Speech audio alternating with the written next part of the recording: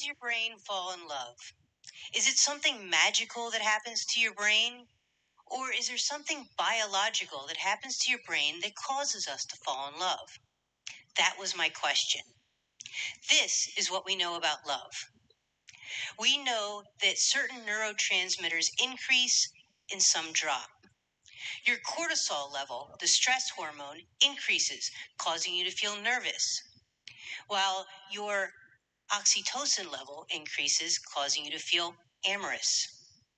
A woman's testosterone goes up, causing her to be more aggressive, while a man's drops, causing him to be more passive. And in both, their serotonin level drops, causing them to be a little more obsessed. And although we know what happens, we don't know how you get there.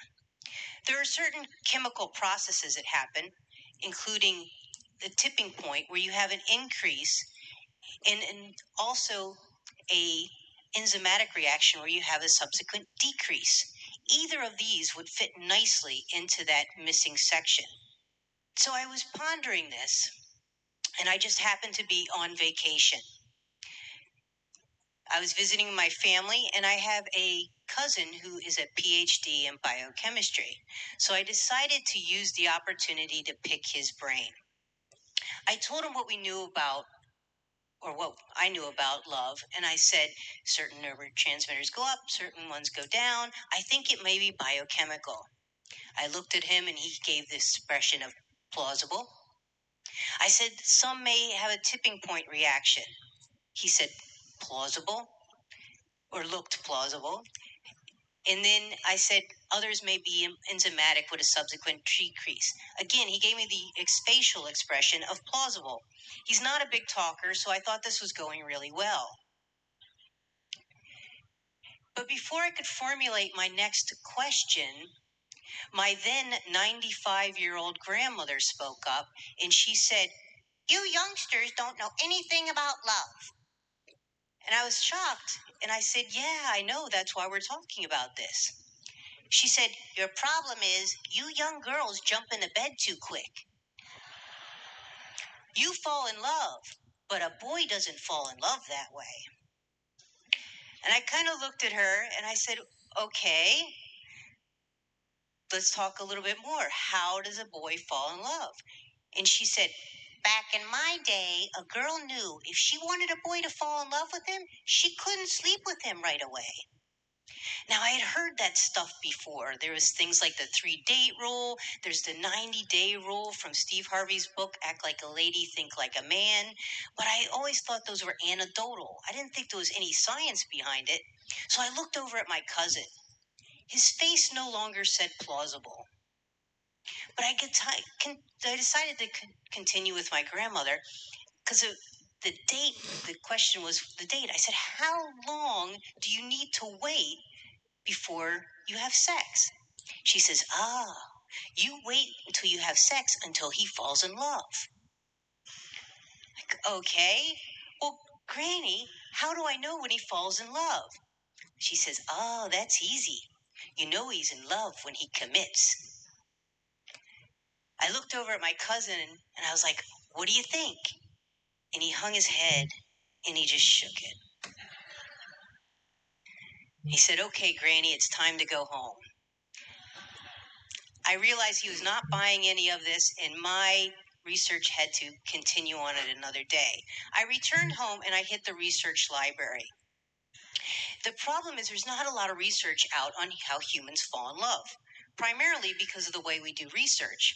Imagine a guy saying, "Oh, I love you," he falls in love, and a researcher walking up saying, "Congratulations, can I inject this into your brain to see if it has an effect?"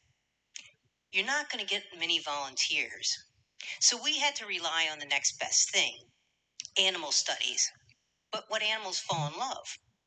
Well, we know when humans fall in love, they show exclusiveness to one person. So they started looking at other creatures that had mated exclusively. And they ended up settling on these guys, the monogamous prairie vole.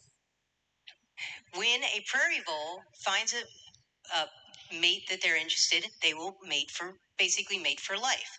So they started looking at the neurotransmitters to see what was going on. And what they discovered was one of the first things that increases is dopamine. When dopamine increases, and if they block the dopamine, they would lose that loving feeling. So they thought, oh, dopamine. But they knew there was a problem. Dopamine couldn't be with human romantic love because dopamine goes up with a lot of things. It goes up with gambling, chocolate, playing Candy Crush.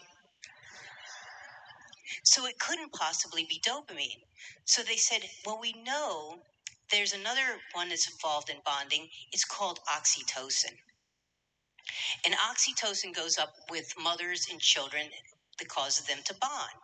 So they said, let's take a look at that. So they looked at that. They found that when a female finds a man she's interested in, her oxytocin goes up by 51%. And then if they block it, she loses that loving feeling. So they said, it must be dopamine and oxytocin. But there was a problem. It can't be oxytocin for a man because of testosterone. Testosterone blocks the effects of oxytocin. So they said, it's got to be something different. They looked at another one that had a similar formula to oxytocin, and that is vasopressin. So they did the study again. They injected the voles with, the vole would meet, they'd have the vasopressin.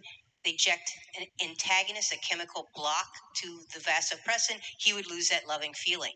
So they said, then it's got to be dopamine and vasopressin for males and possibly some testosterone because we know that it goes up with that. So they said, perfect. What does that mean for us? Is this applicable? To find that out, I wrote to one of the head of the studies at Florida State University. And I asked, is the vole study applicable to humans?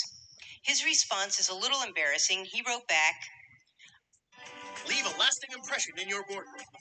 The Potenza table paired with Zeddy chairs for Madison Liquid. Of course, Dawn. Explanation point.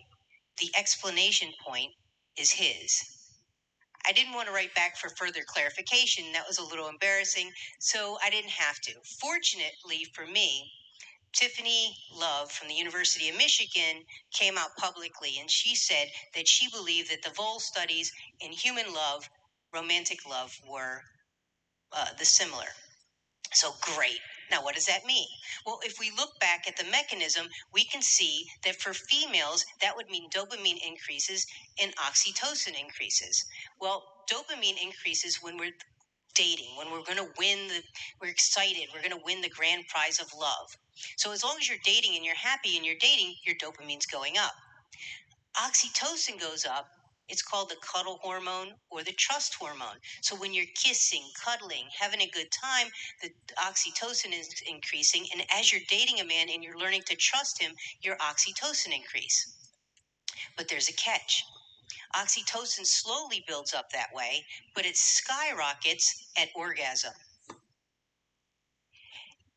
In other words, my grandmother might have been onto something. Remember what she said? You girls jump into bed too quick. You fall in love. It was starting to look like the science was panning out from what my grandmother said. So I looked at the other part. How does a man fall in love? Well, if we look at it, dopamine, of course, if he has a good time, his dopamine's going up. But how does his vasopressin go up? Vasopressin goes up when a man is sexually stimulated. So if he's dating a woman he's sexually interested in, the vasopressin increases. But here's the catch. Unlike oxytocin, the vasopressin drops when he has sex. So how important is that? Well, I looked into it further. Florida State University ran a study, and they said it's not just the neurotransmitters that are important. You have to have the receptors.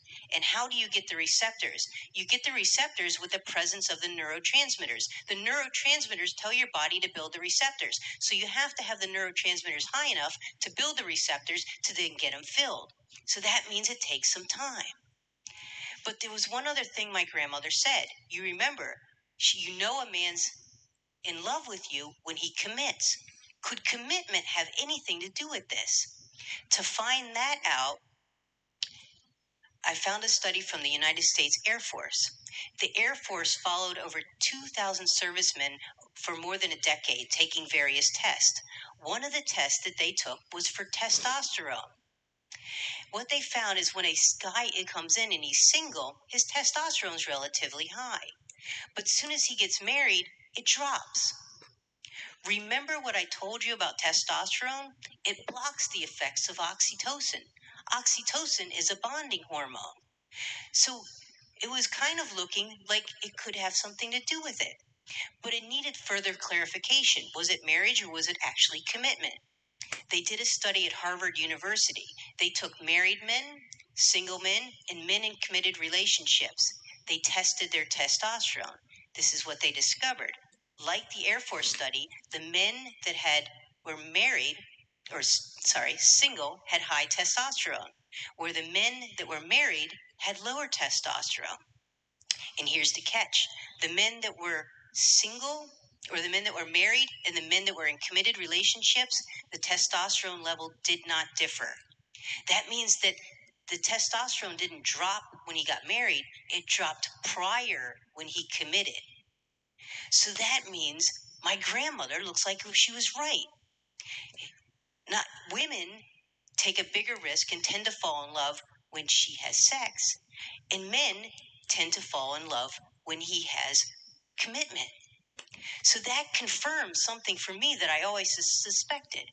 Not just that women tend to fall in love with sex and men with commitment, something even more important. And that is, my grandmother is brilliant.